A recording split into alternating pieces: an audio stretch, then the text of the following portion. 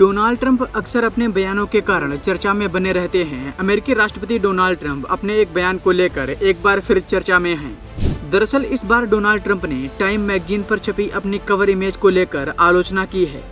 Magazine में छपी अपनी स्टोरी की थोड़ी बहुत तारीफ करते हुए ट्रंप ने कहा कि कवर पेज पर छपी उनकी फोटो अब तक की सबसे घटिया फोटो है।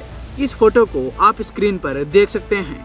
ट्रंप ने ट्रूथ सोशल पर लिखा, उन्होंने मेरे बाल गायब कर दिए, साथ ही उन्होंने मेरे सिर के ऊपर कुछ तैरता हुआ दिखा जो तैरते हुए मुकुट के जैसा दिख रहा है, लेकिन बेहद छोटा था। काफी अजीब है। मुझे नीचे से तस्वीर लेना बिल्कुल पसंद नहीं है।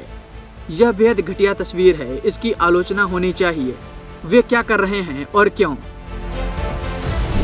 इससे पहले फरवरी में भी टाइम मैगजीन की एक फोटो को लेकर डोनाल्ड ट्रंप जमकर भड़के थे। उस फोटो में डोनाल्ड ट्रंप ओवल ऑफिस के रेजोल्यूट डेस्क पर बैठे हुए दिखाई दे रहे थे। उन्होंने उस समय मस्क के काम की तारीफ करते हुए कहा था कि टाइम्स पत्रिका अभी भी चल रही है, मुझे तो पता ही नहीं था। टाइम मैगजीन की latest cover photo his Trump ऐसे समय पर आया है जब ट्रंप को गाजा युद्ध विराम और बंधकों की रिहाई के समझौते को सफल बनाने का श्रेय दिया गया है। इस समझौते के बाद 7 अक्टूबर 2023 को शुरू हुई इजराइल हमास युद्ध आधिकारिक रूप से समाप्त हुआ। अमेरिकी राष्ट्रपति डोनाल्ड ट्रंप की अगुवाई में हमास ने इजराइल के 20 बंधकों को रिहा कर दिया, जिससे इजराइल में खुशी का माहौल है। इजराइल के तो 20 बंधक रिहा हो गए, लेकिन दुख की बात यह है कि इस सूची में नेपाली हिंदू छात्र बिपिन जोशी का नाम मौजूद नहीं है, क्योंकि हमास ने उनकी हत्या कर दी थी।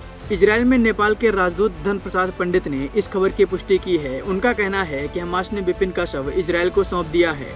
धन प्रसाद पंडित के अनुसार हमास ने बिपिन जोशी का शव इजरायली सेना को सौंपा है।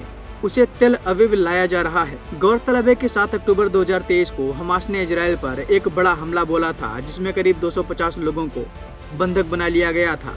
अब तक सभी जिंदा बंधकों को हमास ने छोड़ दिया है। रिहाई के बाद इजराइल में खुशी का माहौल है। अंतर्राष्ट्रीय प्रतिक्रिया की बात करें तो ब्रिटिश प्राइम मिनिस्टर कीर स्टारमर ने गाजा के पुनर्निर्माण में सहयोग की घोषणा की है। उनकी सरकार 2 करोड़ पाउंड यानी $2.67 करोड़ की मानवीय सहायता देने जा रही है। गाजा और इजराइल के बीच यह मानवीय पहल एक बड़ी उम्मीद लेकर आई है।